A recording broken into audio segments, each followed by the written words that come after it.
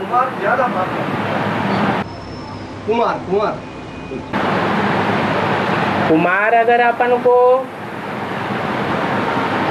गृहस्थी नहीं समझते हैं, माँ बाप का बच्चा नहीं समझते हैं,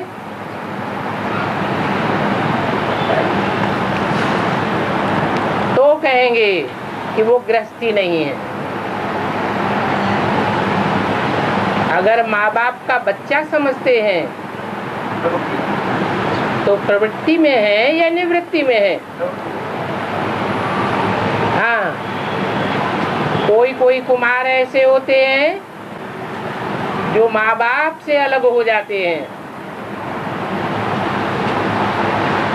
तब उनके लिए कहेंगे कि गृहस्थी नहीं है।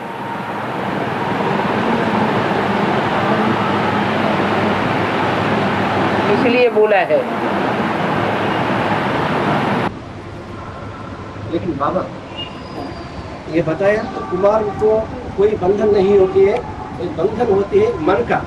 अगर बंधन होती है मन का बंधन होता है, और इसके लिए बाबा को सहज तरीका बताया है।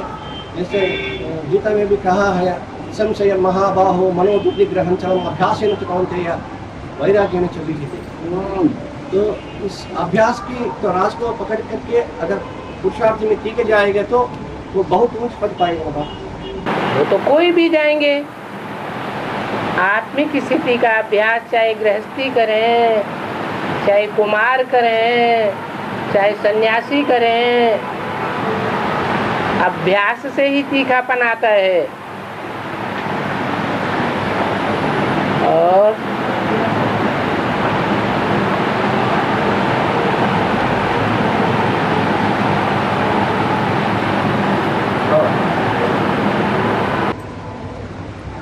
कई बार बाबा ने बताया, ब्रह्मा उनको कृष्णा मेरे मुरब्बी बच्चे हैं। कृष्ण मेरा मुरब्बी बच्चा है, ये सही बात है और प्रैक्टिकल बात है। लेकिन कृष्ण माना ब्रह्म वाला, ब्रह्मा और कृष्णा। ब्रह्मा मुरब्बी बच्चा नहीं कहा,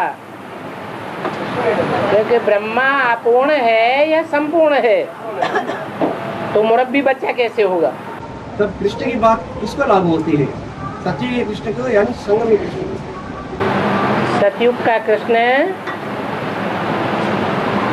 वो मेरा मुरब्बी बच्चा है। मेरा कहने वाला नारायण है, जिस संगमयुगी नारायण में शिव प्रवेश करते हैं। इसलिए बोला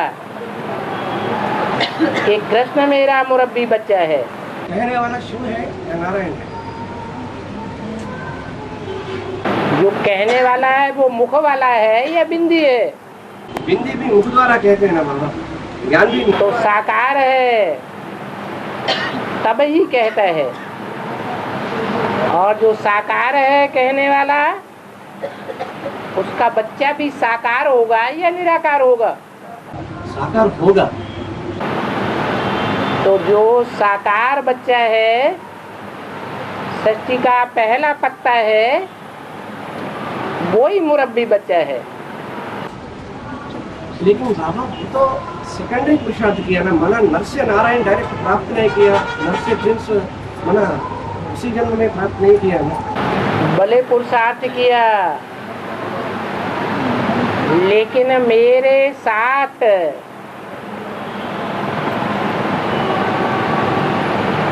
रह कर के जो पुरुषार्थ करने वाला है,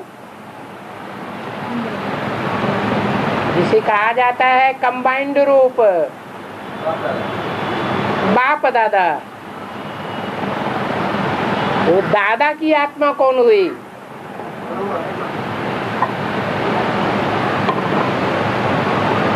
तो वो मेरे साथ साथ पुरुषार्थ करता है। इसलिए मुरब्बी बच्चा है। 500 करोड़ बच्चों के बीच में कोई मेरा प्रैक्टिकल वारसदार नहीं बनता। पहला वारसदार कौन बनता है? कृष्ण बच्चा ही बनता है। और साथ साथ पुरुषार्थ सूक्ष्म शरीर से करते हैं ना, प्रवेश करते हैं, तो साकार शरीर तो नहीं है। साकार शरीर न होते हुए भी जो मुकर्रर रथ है, उस मुकर्रर रथ की सार संभाल की जिम्मेवारी किसके ऊपर है? बिंदी बाप के ऊपर है, या प्रैक्टिकल में करने वाली कोई आत्मा है? वो ही दादा है। जैसे बच्चा जब बड़ा हो जाता है, बाप बुढ़ा हो जाता है, तो सार संभाल कौन करता है? बच्चा ही करता है।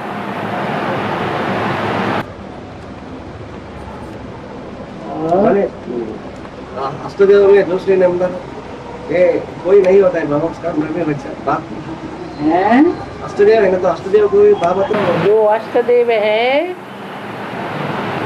वो बाप के भाई बंद हैं, वो बच्चे की लिस्ट में नहीं है।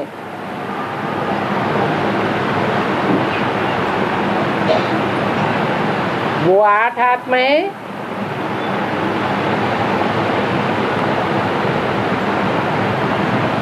नई सत्य की दुनिया में वर्षा पाने की हकदार नहीं है। वर्षा पाने का हकदार जिठौत बच्चा होता है।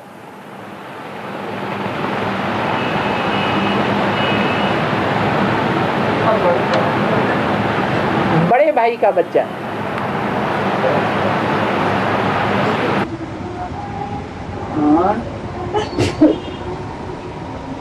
लेकिन तो बाबा कहते हैं मैं एक ही बाप हूँ, सभी बच्चे हैं, ऐसा कहते हैं ना।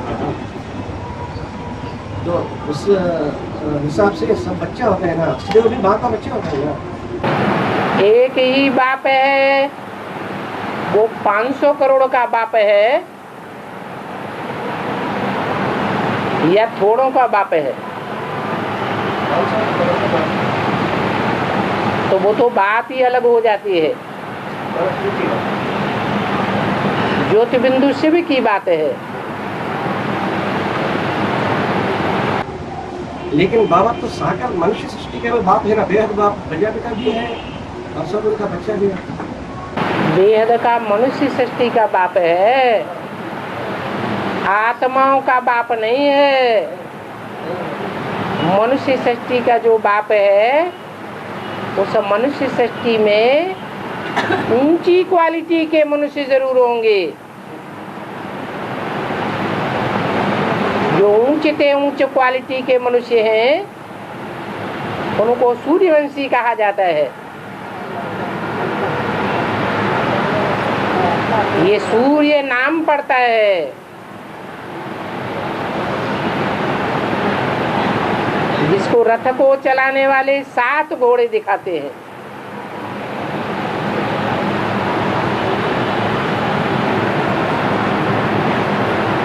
सतयुग में 7 नारायण होते हैं ना, और संगम में भी अष्टमूर्तियों में से 7 मूर्तियां साथ हैं। कुरान में भी लिखा हुआ है कि खुदा के तख्त को 8 फरिश्तों ने उठाया। मुसलमान खुदा निराकार को मानते हैं, इसलिए उन्होंने 8 कह दिया है। वास्तव में 8 नहीं है। तख्त को चलाने वाले 7 हैं।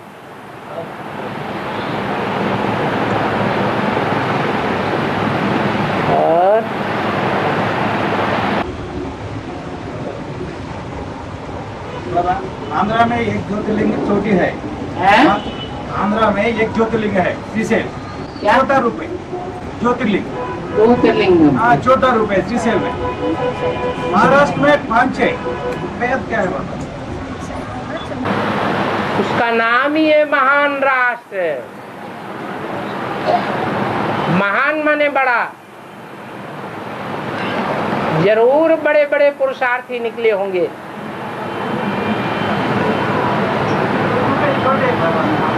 इसका नाम है आंध्रा। तूफान बहुत आते हैं। ये माया के तूफान हैं जो अंधा बना देते हैं। सबसे बड़ा प्रॉब्लम है लैंग्वेज प्रॉब्लम।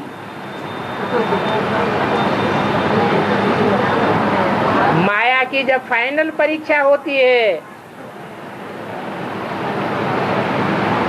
तो ये जो मायावी गुरु हैं भाषा प्रॉब्लम का फायदा उठा लेते हैं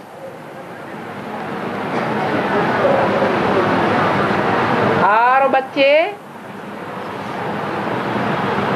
भाषा प्रॉब्लम के कारण, अंधे होने के कारण बाप से दूर हो जाते हैं।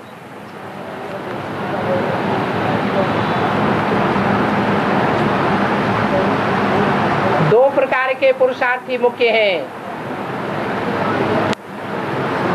एक है लंगड़े, एक है अंधे।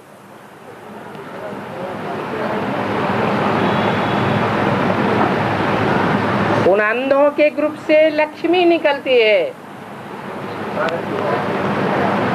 जो नारायण का नाम बाला करती है। वो लक्ष्मी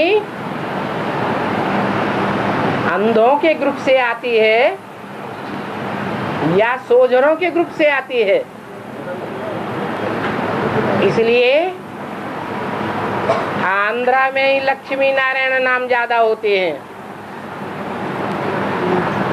आंध्रा में लक्ष्मी नामधारियों की भरमार है।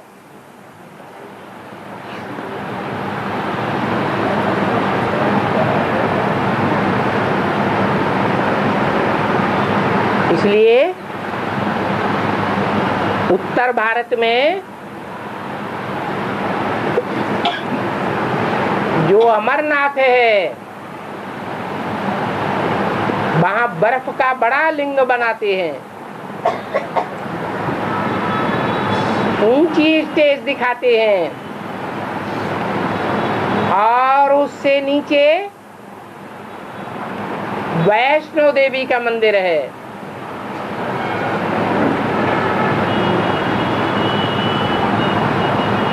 वहां 3 देवियों की 3 लिंगियां रखी हुई हैं।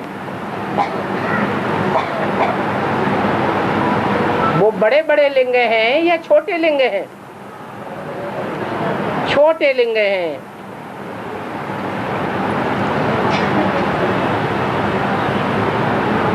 बड़ा पुरुषार्थ तो बड़ा लिंग दिखाया है, छोटा पुरुषार्थ है जो छोटा लिंग दिखाया है। जैसे सालिग्राम छोटे छोटे बनाते हैं और रुद्र यज्ञ रचते हैं तो एक बड़ा लिंग बनाते हैं।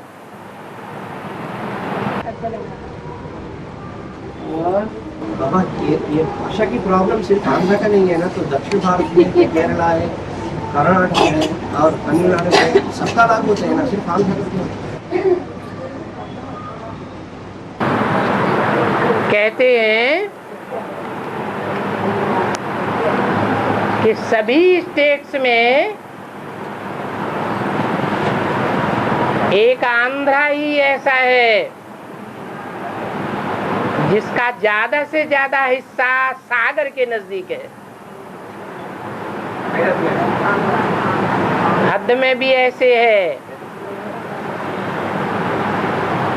कि सागर आंध्रा के बहुत नजदीक है और स्टेट से इतने नजदीक नहीं है।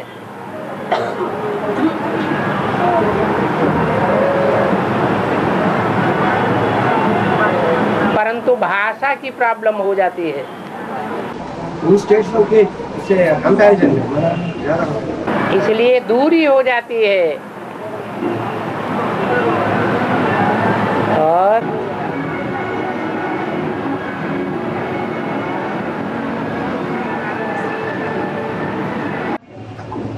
अब एक भाई का प्रश्न है,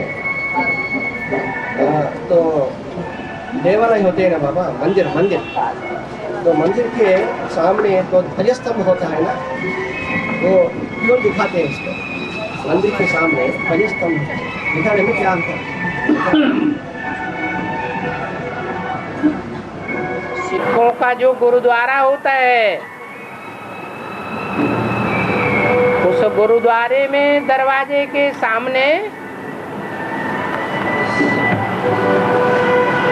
बड़ा लंबा ऊंची स्टेज का, जैसे झंडा लगाया जाता है ऐसे लगा देते हैं। मंदिरों में भी ऊंचा स्तंभ लगाते हैं। हाँ जी, ये ऊंचे पुरुषार्थ की निशानी है।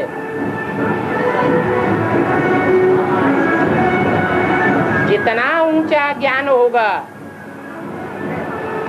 जितना गहरा ज्ञान होगा,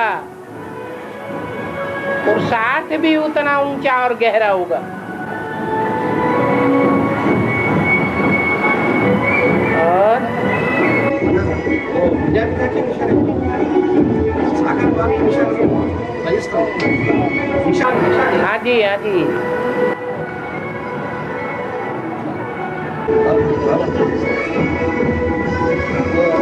गीता में तो अंतिम अध्याय में एक श्लोक है बाबा, यत्र योगेश्वर कृष्णो यत्र पार्थो धनुर्धरः तत्र श्रीर्वियो भूति ध्रुवाणि च। मतलब जहाँ थोड़ी देर याद में बैठ जाओ।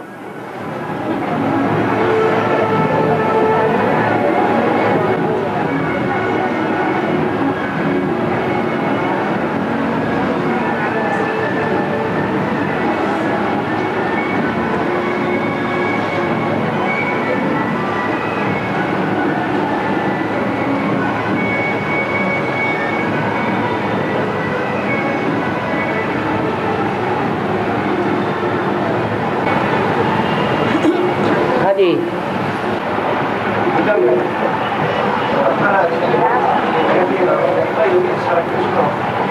यत्र योगेश्वर कृष्णो यत्र पार्थो धनुर्धरः तत्र श्री विजयो भूति ध्रुवाणि च। मतलब जहाँ वो बताते हैं जहाँ योगेश्वर कृष्ण और अर्जुन धनुर्धारी जहाँ होगा वहाँ तो विजय निश्चित है, ध्रुव है।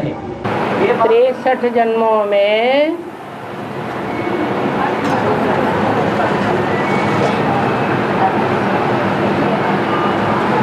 भारतवर्ष में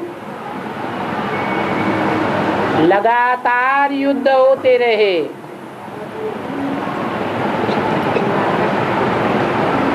उन युद्धों में भारत सदैव विजय ही पाता रहा या नीचे गिरता रहा? क्यों नीचे गिरता रहा? क्योंकि संघर्ष से शक्ति क्षीण होता है ना बाप। नहीं,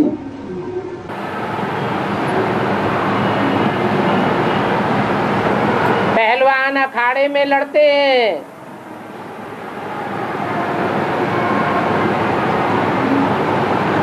प्रैक्टिस करते हैं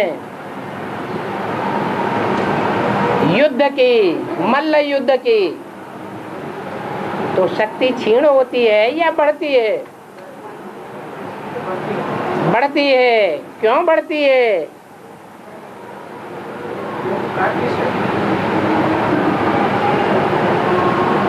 क्योंकि प्रैक्टिस कराने वाला जो देहधारी उस्ताद है वो जरूर सामने होता है। यहाँ देह की बात नहीं है,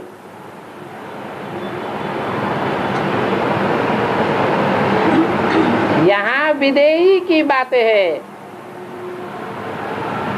हमारा उस्ताद विदेही है। विदेही बाप मुकर्रर रथ के साथ है तो ध्रुव विजय है। द्वापर कलयुग में विदेही बाप साथ नहीं होता है, इसलिए भारत की सदा विजय नहीं हो पाती है। दूसरे देश जीतते जाते हैं और भारत की हार होती जाती है। इसलिए गीता में बोला है, जहाँ बाप है और बाप के साथ अर्जुन है, वहीं विजय है। तो ये अर्जुन पुरुषार्थ का अर्जन करने वाला और अर्जन करने में मदद करने वाला बाप, ये सिर्फ संगम युग में होता है।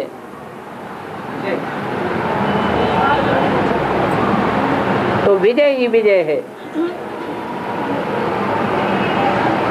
और युगों में विजय नहीं होती है। यहाँ संगम में भी विजय तब होती है जब सदा बाप की याद होती है। बाप कहते हैं तुम मुझे जितना याद करते हो उतना मैं तुम्हारे साथ हूँ।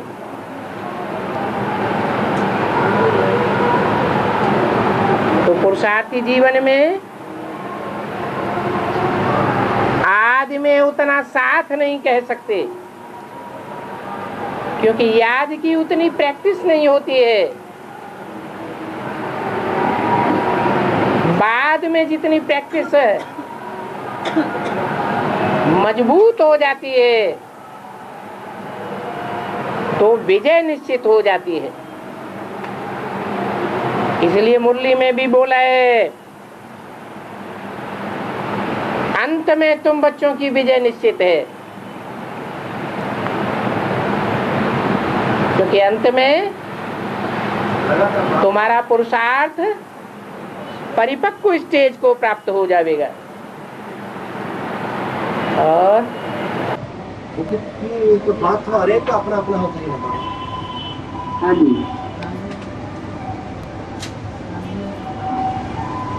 मानव प्रस्थिति माना वाणी से परे अवस्था। तो मुरली में एक आया कि मुरली में माता ये कभी भी वानप्रस्थी नहीं बनती थी, इसका मतलब है। वानप्रस्थी दो प्रकार के होते हैं। एक हद के वानप्रस्थी बोलना बंद कर देते हैं, अंदर में संकल्पों का घुमाड़ा चलता रहता है।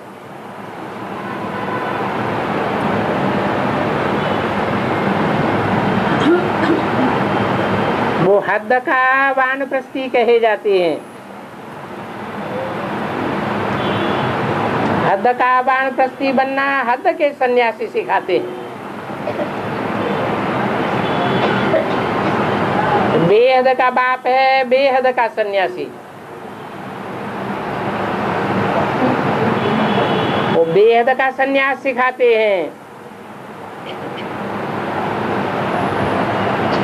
ऐसे नहीं कि वाणी से बोलना ही नहीं है।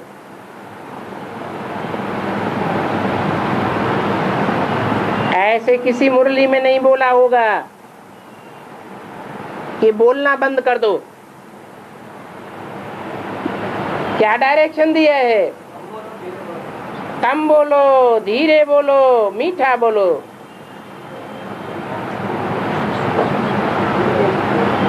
तो जितना जरूरत है उतना ही बोलना है। परंतु वानप्रस्थी का मतलब ये है कि अंदर में संकल्प भी कम चले, संकल्पों से भी बोलचाल न रहे, नहीं तो अंदर अंदर में बातें चलती रहती हैं।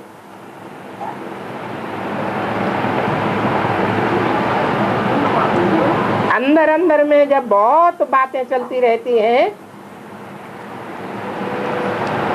तो निराकारी बनेगा, वानप्रस्थी बनेगा, वाणी से परे रहने वाला परमधामवासी बनेगा, या साकारी ही बना रहेगा।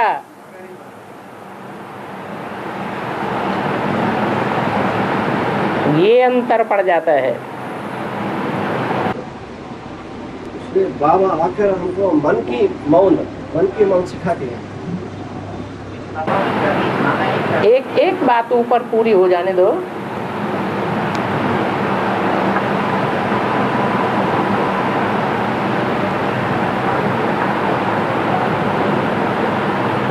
संगम युग है, मौजों का युग है।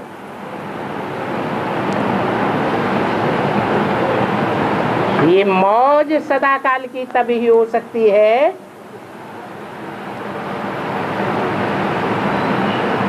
जब हम मन को कंट्रोल करें।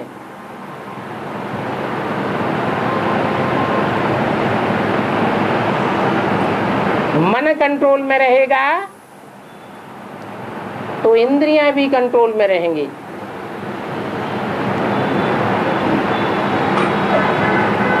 और इंद्रियों के कंट्रोल में रहने से जैसे स्वर्ग में देवताएं सदैव मौज में रहते हैं, वैसे हम संगम युग में भी सदैव मौज में रह सकेंगे।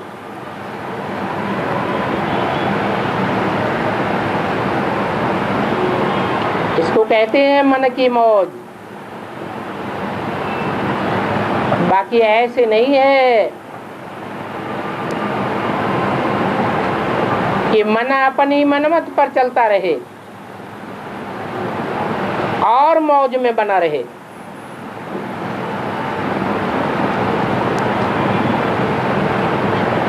मन राजा नहीं है, मन के ऊपर राज्य करने वाली बुद्धि है।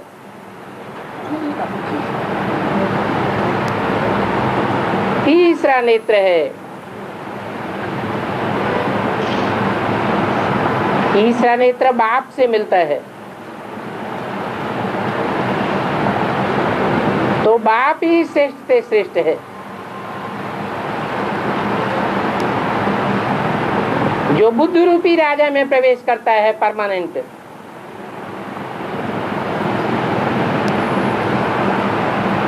तो मन को बुद्धि रूपी राजा के नियंत्रण में रहना है। बुद्धिमानों की बुद्धि बाप है,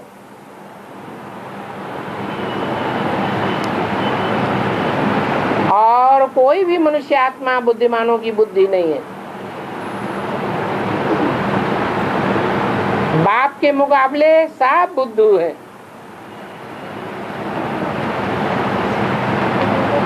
और माता के लिए ही क्यों कहा ऐसा? माता कभी भी वानप्रस्थी नहीं बनती। कुमार, आदर कुमार, सब कन्या। ब्रह्मा का अर्थ ही है सबसे बड़ी माता।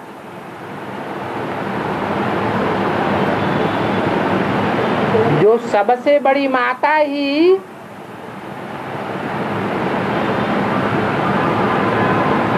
वानप्रस्थी नहीं बनती है, परम धामवासी निराकारी स्टेज को नहीं प्राप्त होती है,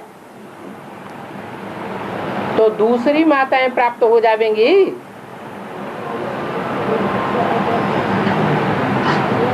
है नहीं हो जाएगी। नहीं हो जाएंगी। कब तक नहीं हो जाएंगी? तेरा हमारे समझा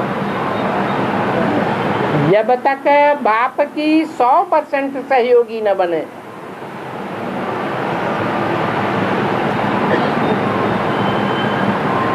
शिव शक्तियां बनेंगी तो सब कुछ होगा।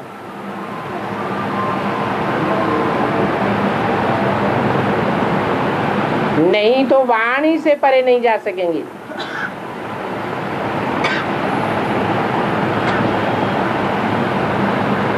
और बाप जब तक स्वीकार नहीं किया, बाप जब तक स्वीकार नहीं किया तब तक बाप बच्चे का संबंध पक्का नहीं होता। पक्का नहीं होता।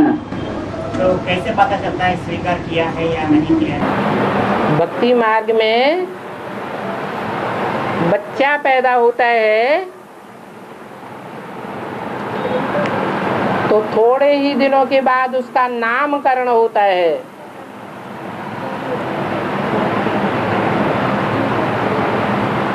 नामकरण होने के साथ ही साथ बच्चे को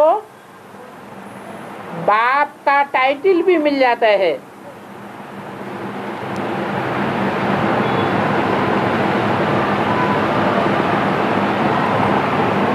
तो बच्चा वारिसदार कहा जाता है। यहाँ भी ऐसे ही है।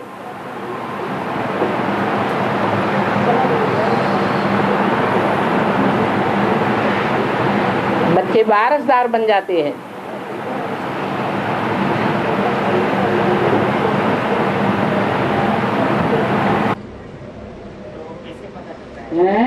कैसे पता चलता है बाप ने स्वीकार किया, बाप बच्चे का संबंध, बाप बच्चे का संबंध पक्का हो गया या नहीं हुआ? ये हमारे ब्राह्मण परिवार में बच्चा घर में पैदा हो गया ना तो सबने जान लिया नंबरवार ये बाप का बच्चा पैदा हुआ है, तो संबंध जुट जाता है। जब तक बच्चा बाप के घर में आकर पैदा ही नहीं होता तो बाप के वर्षे का वारिसदार कैसे बनेगा? वारिसदार बना, पैदा हुआ, माने संबंध जुट गया।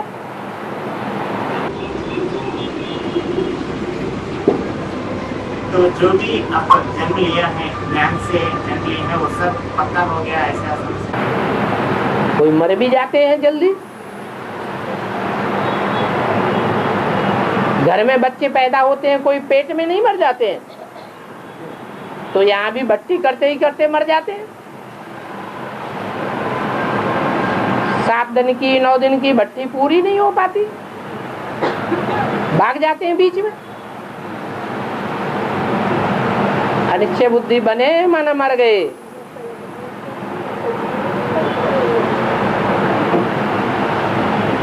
और माता वो माता तू ही जगत की भाग्य विधाता।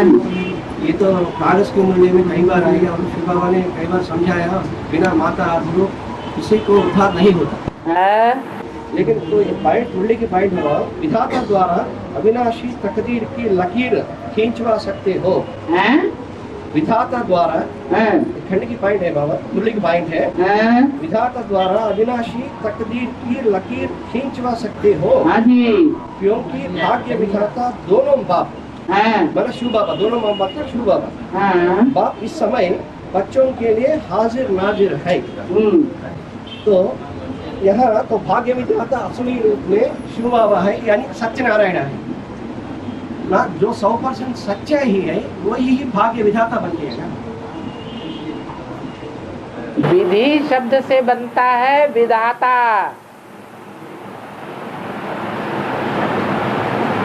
विधि माने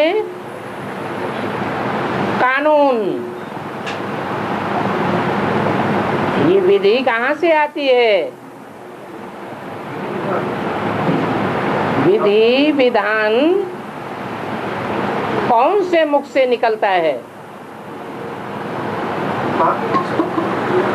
माँ के मुख से ही विधान निकलता है, मुरली निकलती है। तो जिस मुख से मुरली निकलती है वो माता ही विधाता है पहले पहले। बोला भी है, ये ब्रह्मा ही तुम्हारी जगदम्बा है, परंतु तन पुरुष का है, इसलिए मम्मा को निमित्त रखा है।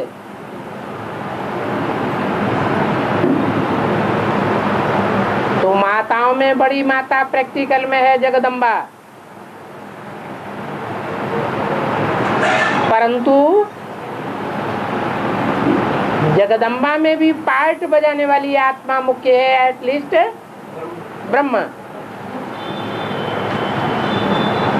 इसलिए माता ही भाग्य विधाता है और माताएं नंबरवार हैं।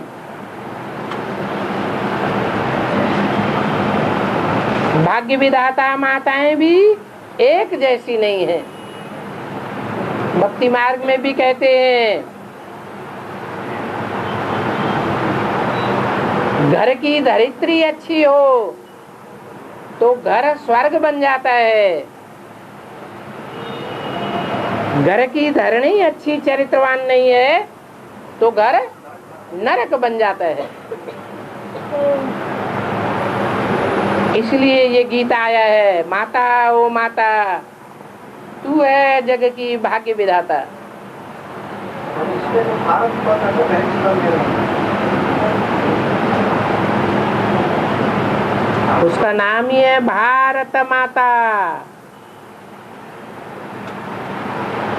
किसकी सेवा में रत है? जो ज्ञान की रोशनी में रत है उसकी सेवा में भारत माता रत है।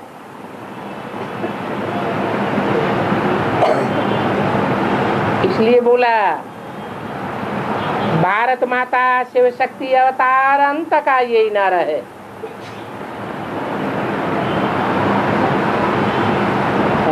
लेकिन बाबा तो माता में बड़ी माता जो जगदम्बा है उसको क्यों नहीं लागू होता है? माता में सबसे बड़ी माता जो जगदम्बा है वो ज्ञान में रत रहती है कि अज्ञानी बन जाती है? अज्ञानी बन जाती है तो फिर है ना? वो भारत माता नहीं है। भारत का मतलब ये है जो ज्ञान की रोशनी में रत रहने वाली है,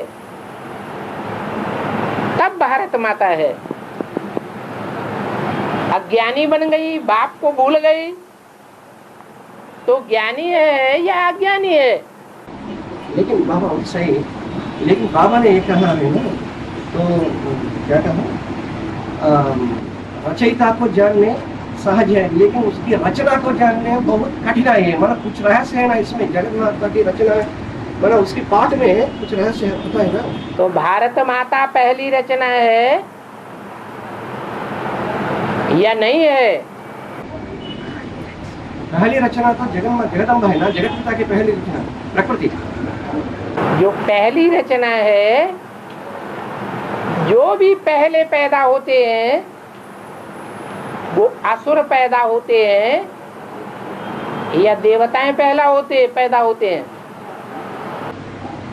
बाबा मंथन में बाबा क्या किस बात में? दो प्रकार के बच्चे हैं संसार में, असुर और सुर। पहले कौन पैदा हुए? माना पहले तो द्वितीय होता है ना बाबा, द्वितीय। द्वितीय से दैत्य पैदा हुए। तो जो पहले पैदा हुए वो असुर हैं, बाद में प्रत्यक्ष हुए वो पांडव हैं। पंडा बाप के बच्चे हैं। जो पहले पैदा होते हैं वो अपने को पहले प्रत्यक्ष कर देते हैं। जो बाप के बच्चे हैं वो अपन को पहले प्रत्यक्ष नहीं करते, अपनी प्रत्यक्षता रूपी जन्म नहीं लेते, वो बाप को प्रत्यक्ष करने के प्रयास में रहते हैं, इसलिए छोटे हैं। और बाप उन छोटे बच्चों का ही तरफदारी लेता है, इसलिए वो पावरफुल बन जाते हैं और जीत पा जाते हैं। असुर पावरफुल होते हैं, बड़े होते हैं तो भी हार जाते हैं।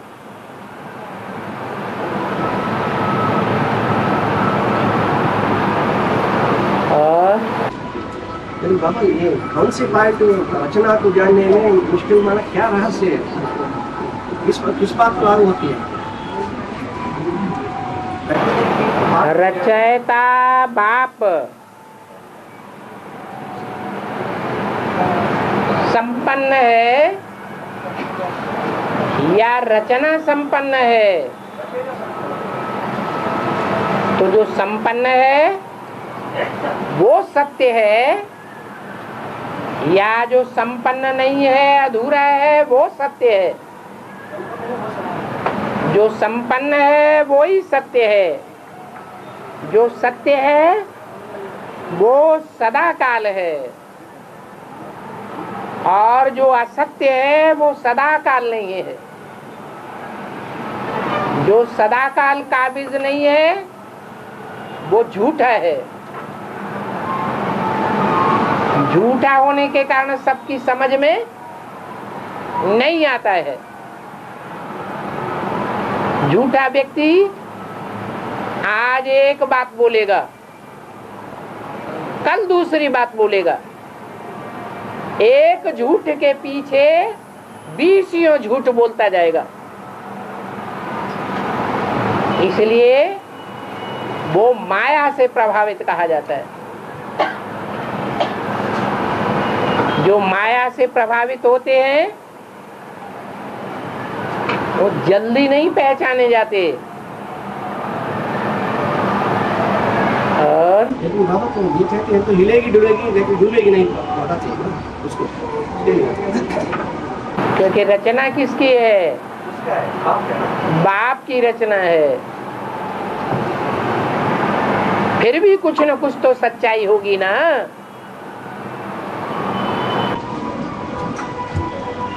तो सच्चाई के कारण बाप उसको रक्षण करते हैं।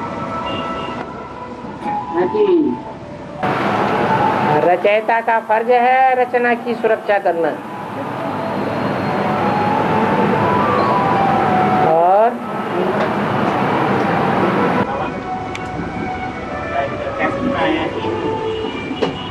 राम वाली आत्मा की सदगति कब होगी? जब अव्यभिचार होता है तब सदगति होती है। राम जब अव्यभिचार बन जाता है तो दुनिया की सदगति कैसी होगी?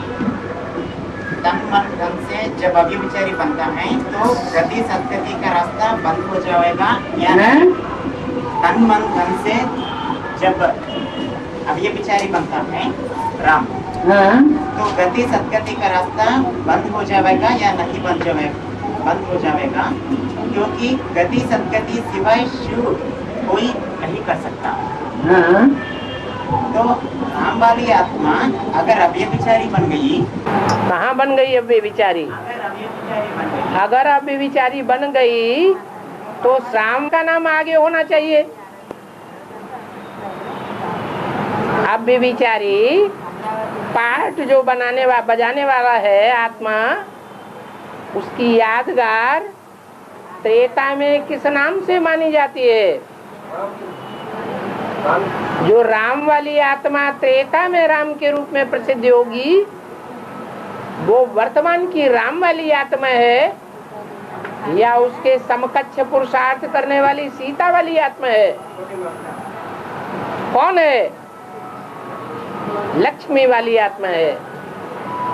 जो लक्ष्मी वाली आत्मा है वो ही है व्यभिचारी है प्रैक्टिकल जीवन में। मुकर्रर रथ को आप बेविचारी नहीं कह सकते, क्योंकि वो तो सबसे जास्ती पतित से पतित काम ही कांटा होना चाहिए। और है जी,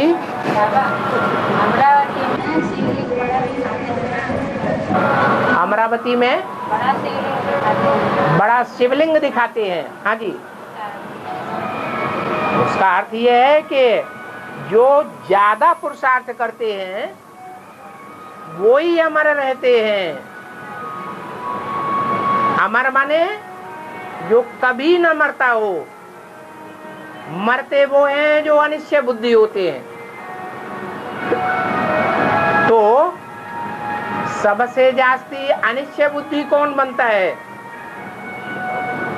और सबसे जास्ती निश्चय बुद्धि कौन बनकर रहता है?